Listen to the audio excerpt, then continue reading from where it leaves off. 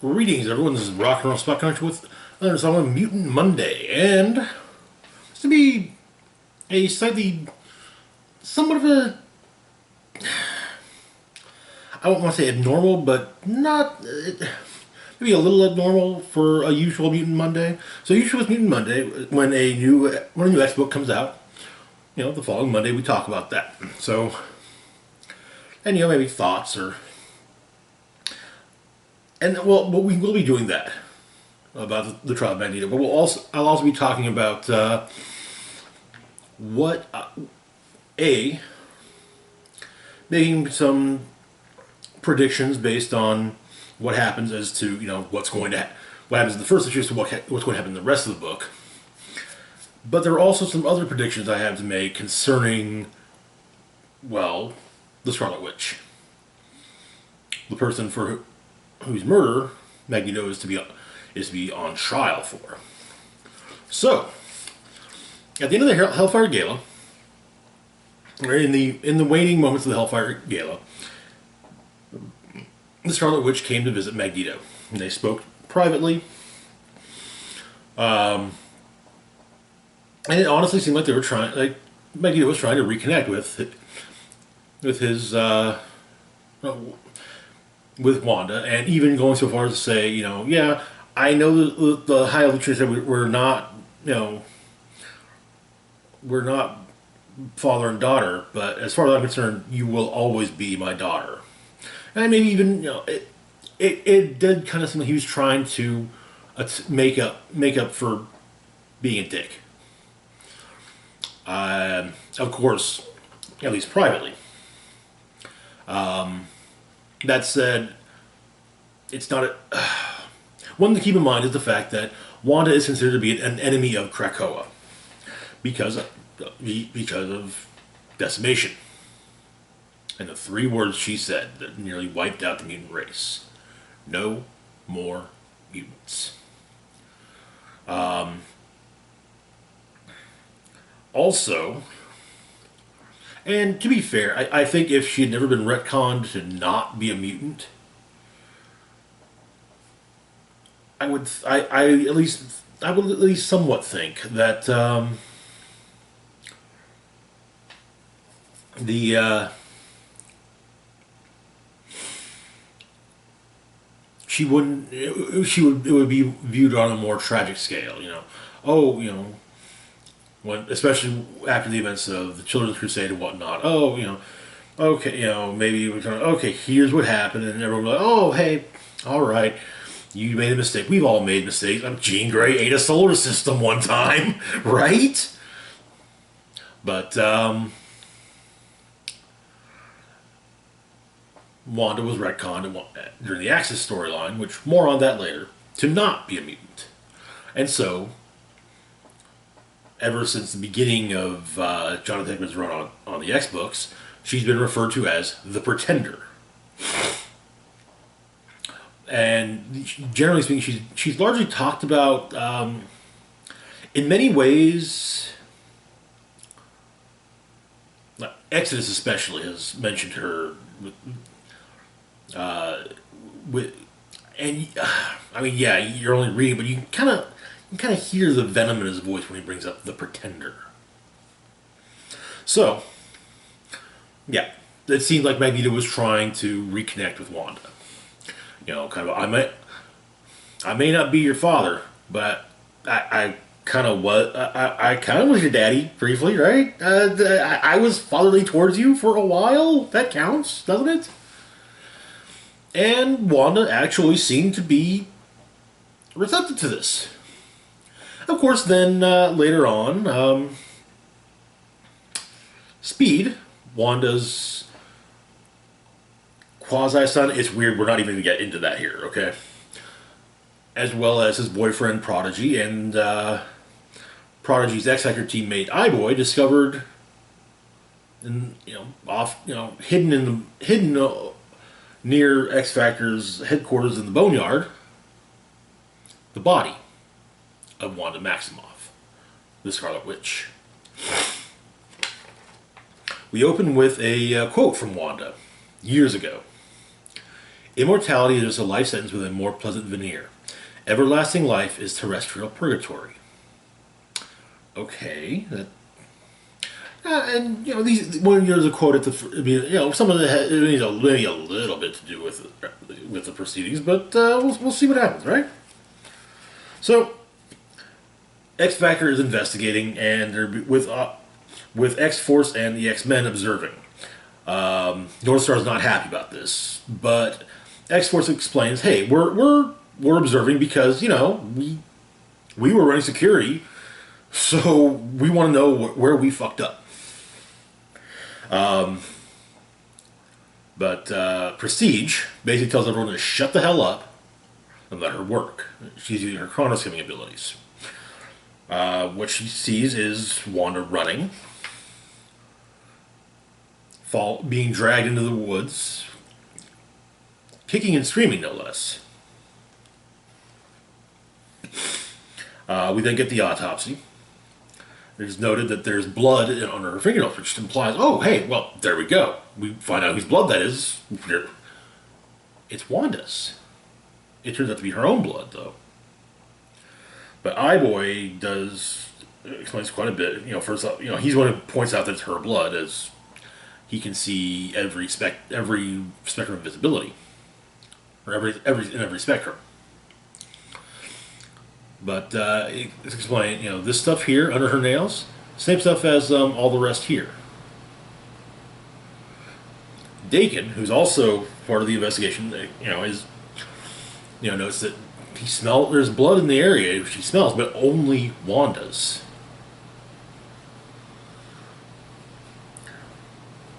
And Dakin explains that Wanda was dragged backward by the neck, one arm hooked around her throat, and the Taggart's other hand was shoving her hand against the back of her head. Basically kind of like this.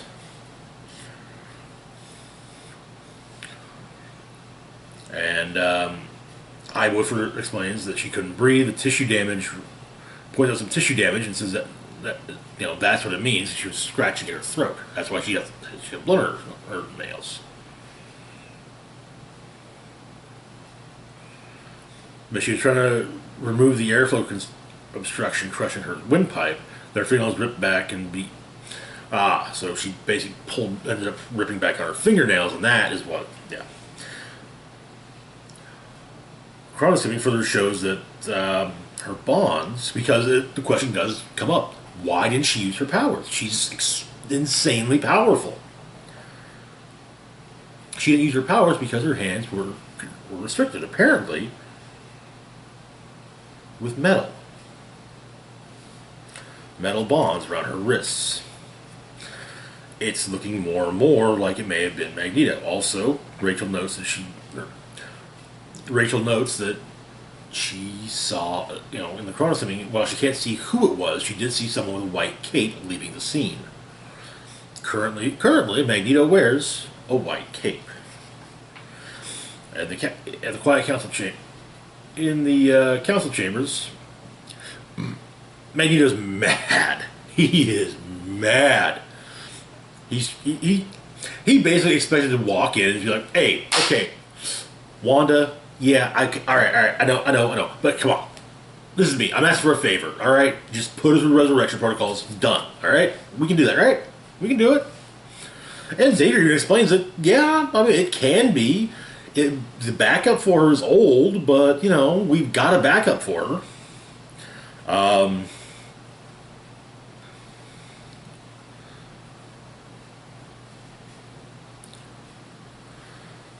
Mystique also throws a little bit of shade, wondering just why would Magneto be so keen on resurrecting Wanda? What's he trying to hide? Is he trying to maybe hide the fact that if she resurrected, there would be no murder to investigate, and therefore they couldn't find out the true identity of the killer? But they vote.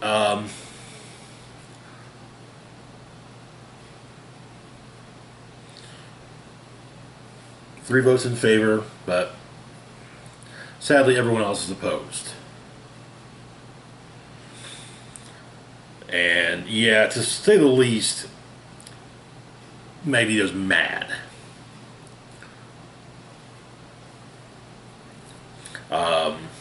Personally, I like to think that it's because he's more mad that, Wanda, who he has for many years considered to be his daughter, will not be brought. If she comes back, it won't be now and through the protocols. And he does take his anger out on the rest of the council, but he ends up leaving in a huff, no less. Runs into the X-Men. Also, it seems that there is a bit of a celebration. Many of Krakoa's residents are celebrating the death of the Pretender. And to be fair, it's one of those where,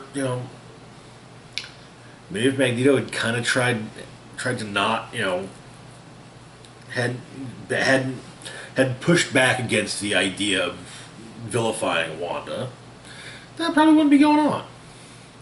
But the X-Men and X-Factor show up, explaining they simply want to talk.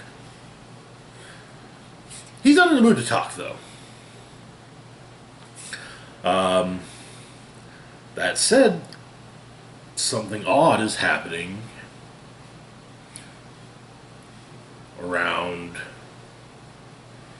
Wanda's body. There's a lot of plant growth around it now. To the point where Tommy, standing outside of it, can't see it. But Xavier goes to inform the Avengers of what happened. However, at the Manhattan Gate,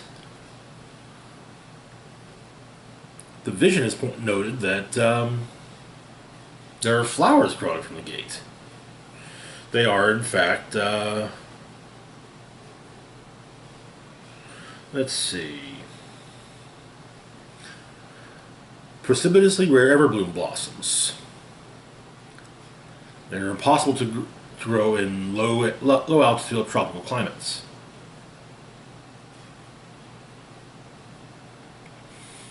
And like it's Wanda's favorite flower. But Xavier comes through and breaks the news to Vision, Captain America, Iron Man, and Wasp that yeah, apparently Wanda did come to the gala, and she was killed afterwards. Back on Krakoa, we got a fight going on between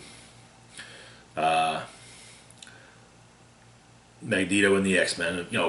It's like old times, And I will admit, even though my opinion on Magneto has softened a great deal over the years. I mean, come on, let's just be real. He was right. Sometimes it's a nice nostalgic scroll just to see, a team of X-Men fighting Magneto. But of course, we get the old tropes of Wolverine attacking him, and Magneto's like, really? The people with the metal skeleton, the guys with the metal skeletons are gonna attack me? What the hell? But then Daken attacks, like, hey, no metal, bitch, and actually get some good cuts on him. But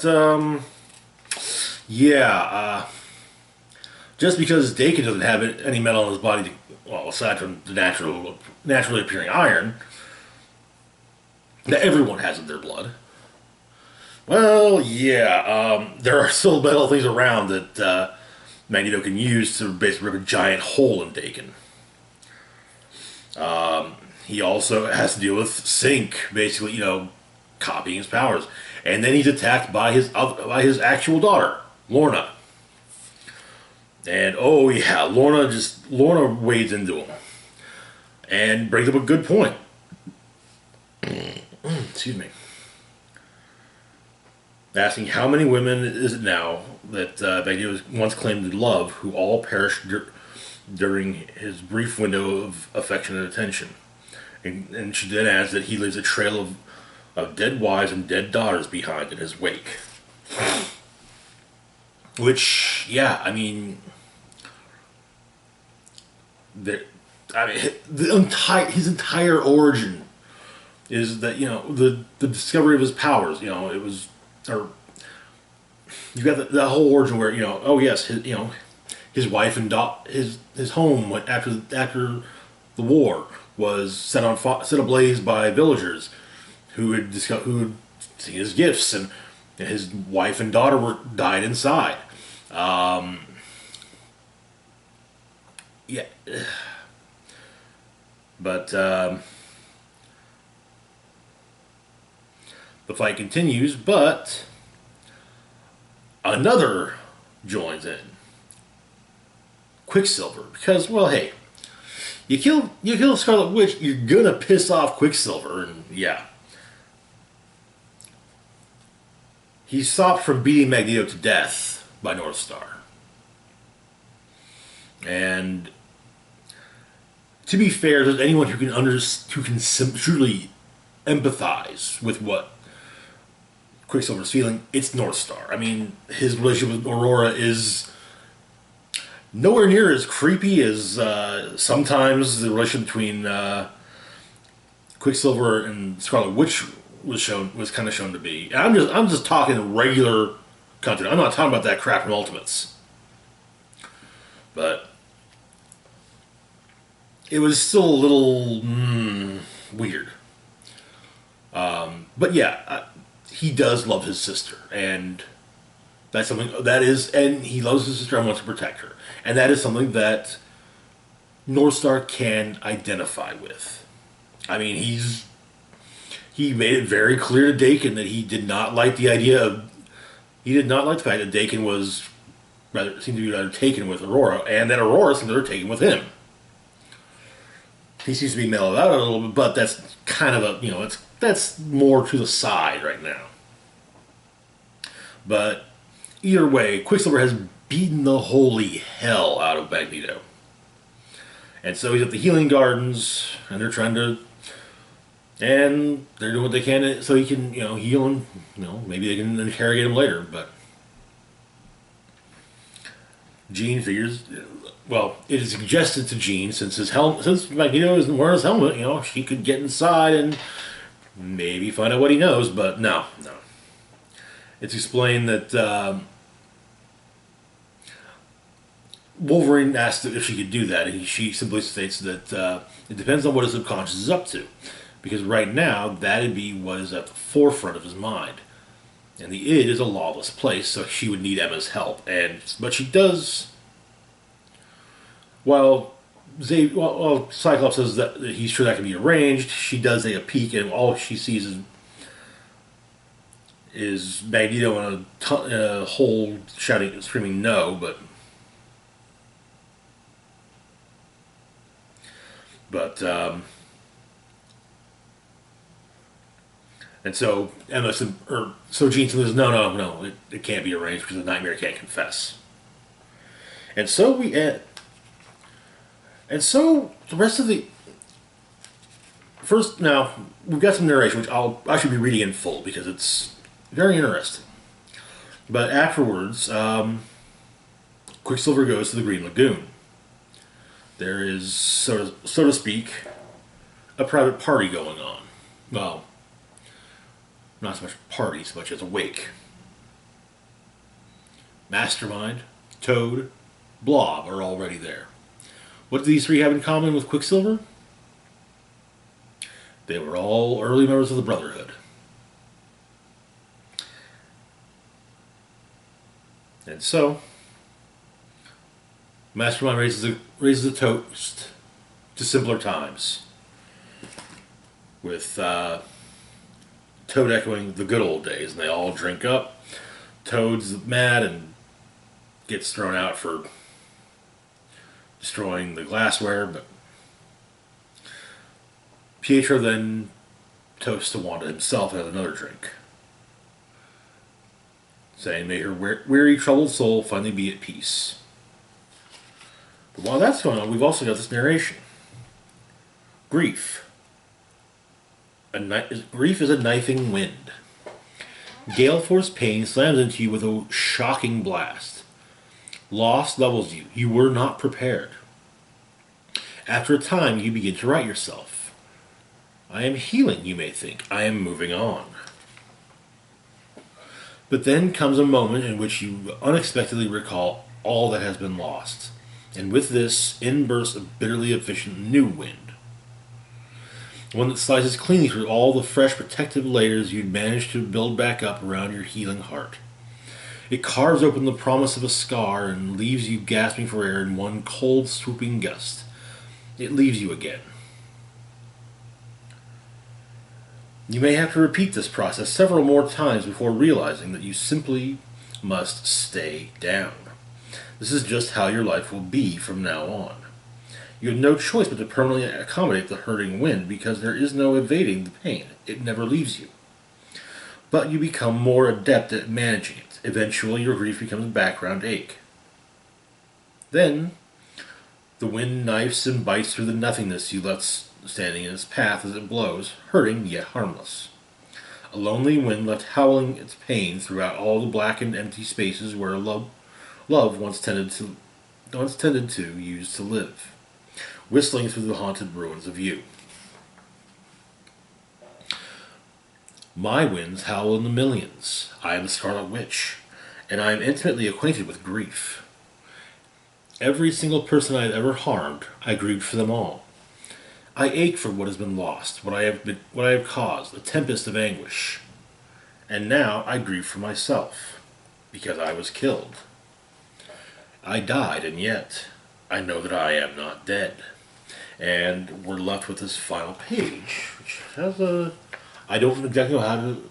Let's just... Where am I? So,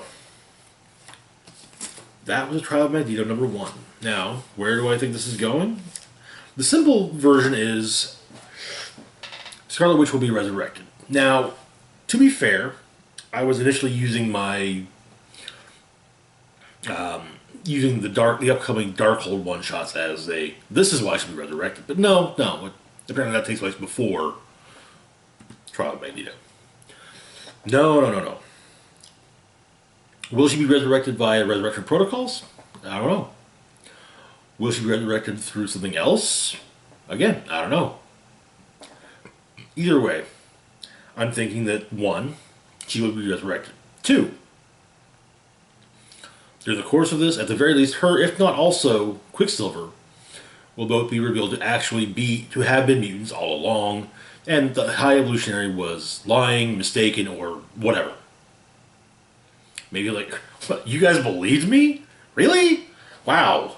I got some beachfront property in the middle of Africa if you want it. But yeah. Anyway. Now, why are we once again retconning Scarlet Witch?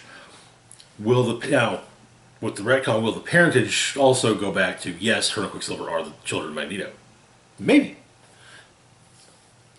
In fact, quite possibly. We'll simply have to see. Well, actually, there is one other lingering question. Who killed her? I honestly don't think it's Magneto.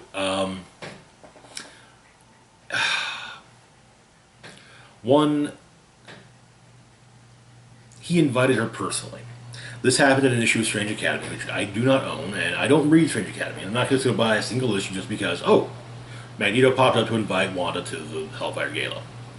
Even though I'm pretty sure it's probably going to end up being actually a big deal issue. But hey, whatever. Next. Who benefits? Well, if anyone would truly benefit from... various people would benefit, but I think the main person who has at least an upcoming story when it comes to potentially benefiting is Mystique. Now, for those who may not have may have missed out on the occasional comic book roundup, Mystique's arc currently is that she is trying to secure the resurrection of Destiny, her wife. However, Moira McTaggart has decreed to Xavier and Magneto, the only two people who know that she's actually still alive, that no precogs are allowed. Basically because they could potentially see that, you know, Moira's multiple lives, and they could see that they'll, you know, the possible failure of the possible failed future. It could also be because in her third life, I believe, I want to say, it's one of her, I think it's her third life, that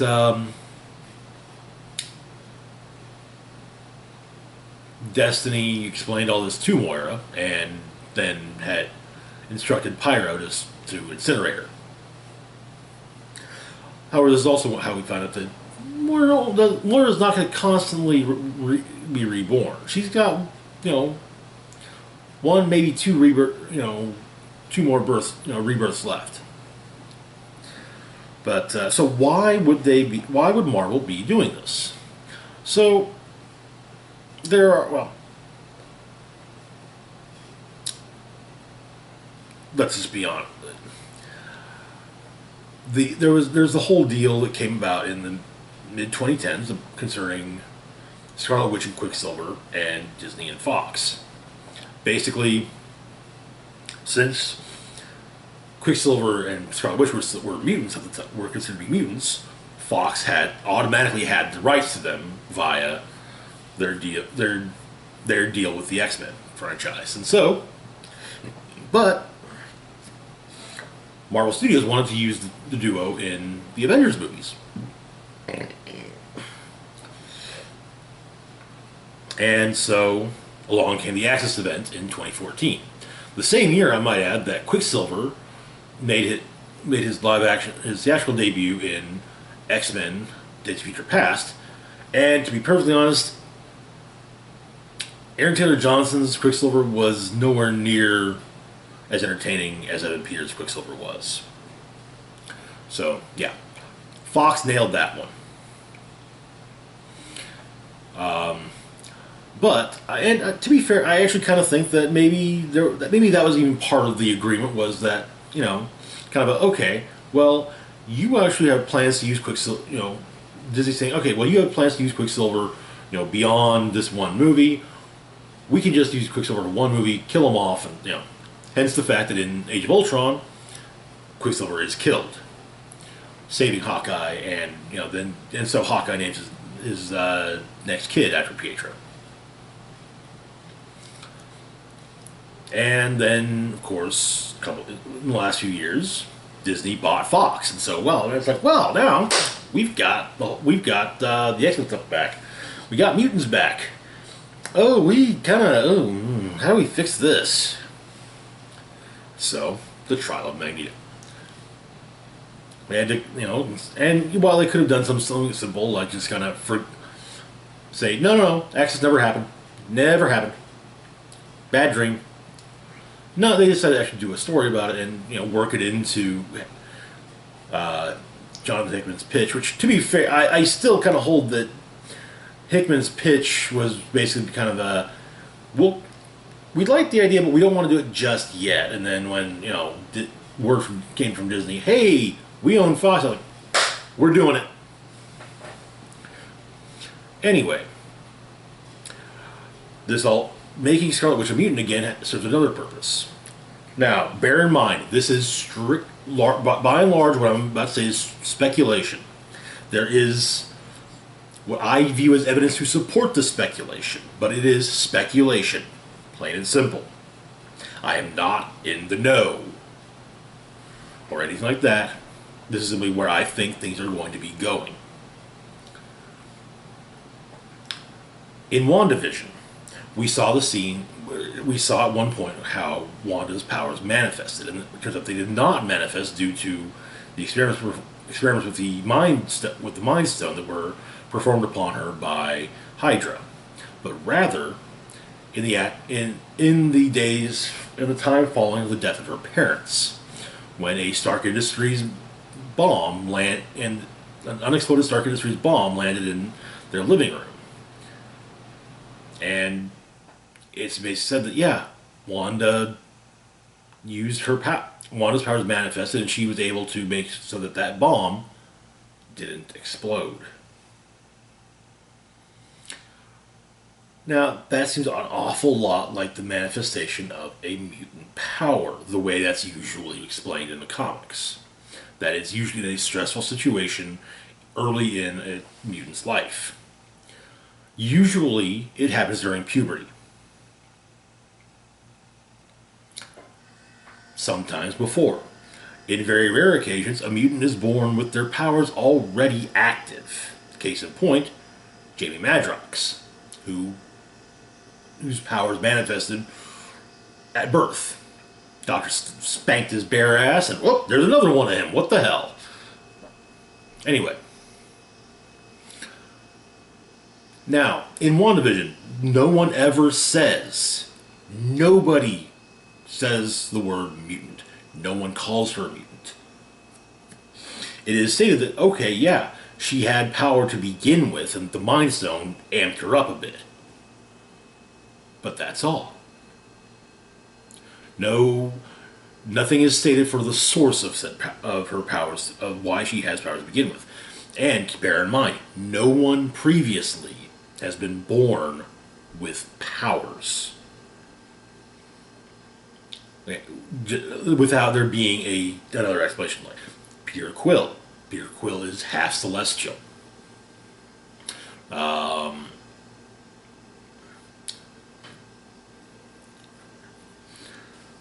So yeah, everyone who has powers, there's a reason why, there's an explanation for how they have them.